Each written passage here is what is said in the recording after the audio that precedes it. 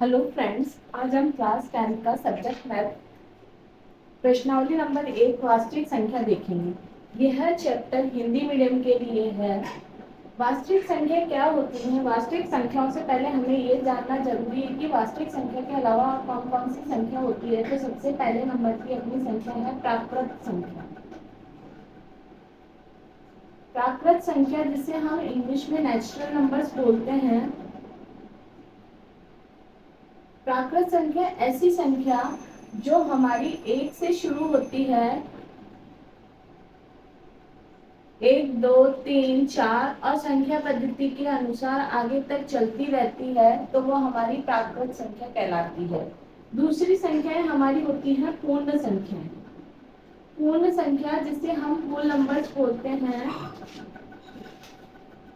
पूर्ण संख्या को होल नंबर बोला जाता है। पूर्ण संख्या से आशय ऐसी संख्या से है जिसमें प्राकृत संख्या के जो नंबर है वो तो आते ही हैं, लेकिन इसमें जीरो को भी शामिल किया जाता है। 0, 1, 2, 3, 4 और आगे तक ये संख्या हमारी चलती रहेंगी, तो ये हमारी पूर्ण संख्या है।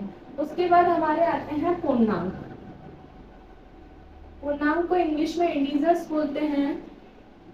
पूर्णांक दो प्रकार के होते हैं, धनात्मक पूर्णांक और ऋणात्मक पूर्णांक। धनात्मक पूर्णांक और ऋणात्मक पूर्णांक। जीरो मिड में, बीच में जीरो आएगा, और अगर हम सीधे साइड के नंबर लिखते हैं 1, 2, 3, 4, तो ये हमारे धनात्मक पूर्णांक होते हैं। और अगर हम उल्टे साइड के नंबर लिखते हैं -1, -2, -3, -4, तो ये हमारे ऋणात्मक पूर्णांक होते हैं। इन्हें हम ऋणात्मक पूर्णांक बोलते हैं।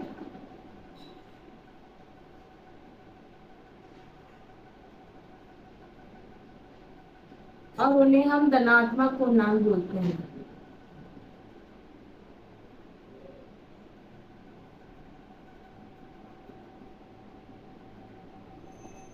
इसके बाद अगले हमारे नंबर आते हैं परिमेय संख्याएं। फोर्थ नंबर है हमारा परिमेय संख्या।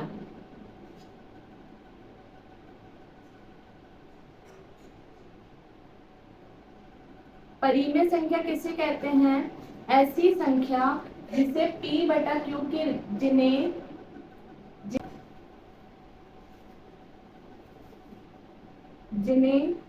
p/q के रूप में लिखा जाता है। p/q का मतलब यहाँ पे अंश बटा हर के रूप में, मतलब भिन्न रूप में लिखा जाता है। भिन्न रूप में लिखा जाए,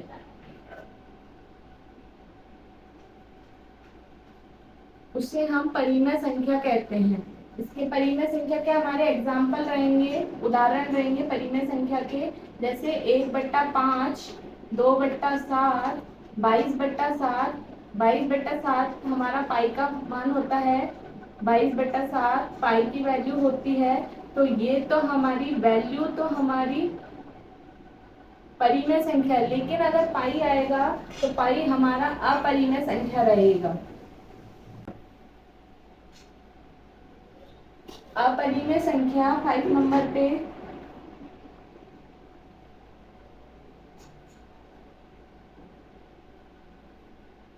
अपरिमेय संख्या किसे कहते हैं? ऐसी संख्या जिन्हें p/q के रूप में नहीं लिखा जाता है। जिन्हें p/q के रूप में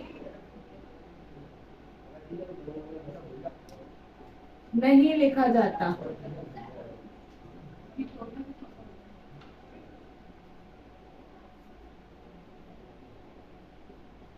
इसके उदाहरण क्या रहेंगे? इसके एग्जाम्पल्स हैं हमारे अपरिमेय संख्या के।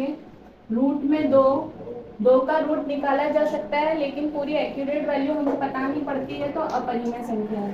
√5, पाई, ये सब हमारी अपरिमेय संख्या है। अगर पाई का मान दे रखा हो 22/7, 22/7 तो परिमेय होगा, लेकिन अगर पाई दे रखा हो तो वह हमारी अपरिमेय संख्या होती है। इसके अलावा हमारी अगली संख्या है वास्तविक संख्याएं। 6 नंबर का पॉइंट है वास्तविक संख्याएं।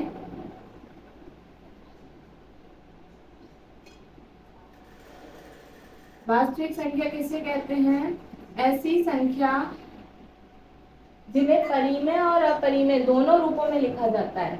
मतलब वास्तविक संख्या में हम परिमेय संख्या,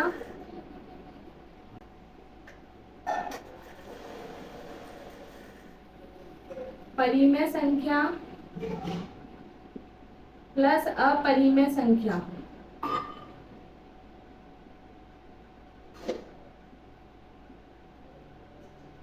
दोनों प्रकार की संख्या को शामिल करते हैं, तो वह हमारी वास्तविक संख्याएं होती हैं।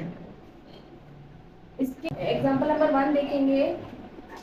इस चैप्टर का उदाहरण नंबर 1 देखेंगे।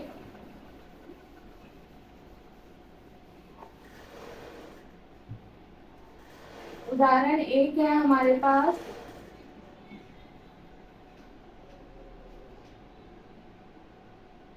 फोर की पावर n,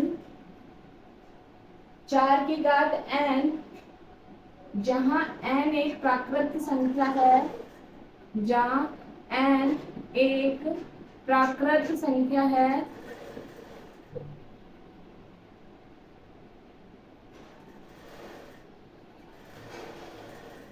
प्राकृत संख्या है। क्या 4 की पावर n में n शून्य पर समाप्त होता है? शून्य पर समाप्त होता है। किसी भी संख्या के शून्य पर समाप्त होने के लिए एक सबसे इम्पोर्टेंट चीज ये है कि उसके गुणनखंड शून्य पर समाप्त होने के लिए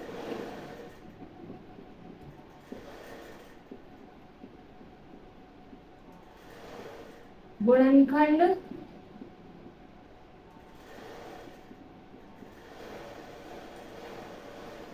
दो इंटू 5 के रूप में होने चाहिए।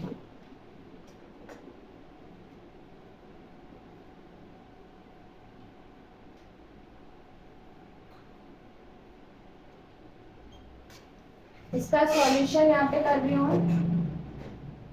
4 की पावर n, 4 की पावर n में अपन 4 के गुणनखंड देखेंगे। 4 के गुणनखंड क्या होते हैं हमारे? 4 किसके पारे में आता है? 2 के पारे में। 2 के पारे में 4 कितनी बार आता है? 2 बार। फिर 2 से जाएगा, 2 के पारे में 2 एक बार आता है। मतलब 4 के गुणनखंड क्या हो गए? 2 की घात 2, 2 की घात 2, इसकी होल पावर n। 4n, 4 की पावर n इक्वल्स टू 2। जब एक पावर बाहर और एक पावर अंदर दे रखी हो तो इसका ये फॉर्मूला होता है a की पावर m की होल पावर n का मतलब क्या होता है? a की पावर mn। मतलब दोनों पावर मल्टीप्लाई हो जाएगी। मतलब 2 को n से मल्टीप्लाई करूंगी तो 2n हो जाएगा। यहाँ पर हमारे जो गुणनखंड आ रहे हैं वो 2 की घात 2n आ रहे हैं, जो कि 5 के रूप में समाप्त नहीं हो रहे हैं, तो यह संख्या शून्य पर समाप्त नहीं होगी। तो इसका आगे सॉल्यूशन लिखेंगे। क्योंकि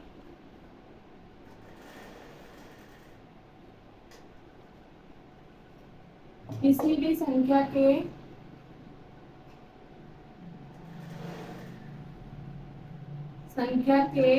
शून्य पर समाप्त होने के लिए शून्य पर समाप्त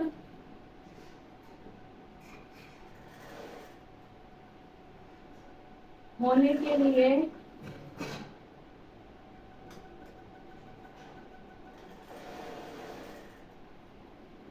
गुणनखंड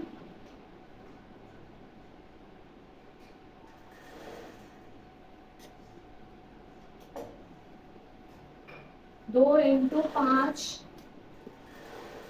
के रूप में होना आवश्यक है।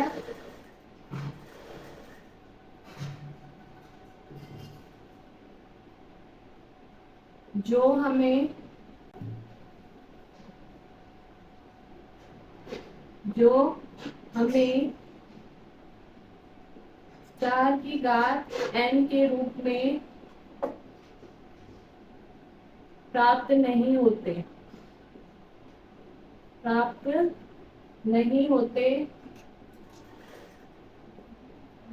अतः 4 की पावर n में n शून्य पर समाप्त नहीं होगा, n शून्य पर समाप्त नहीं होगा।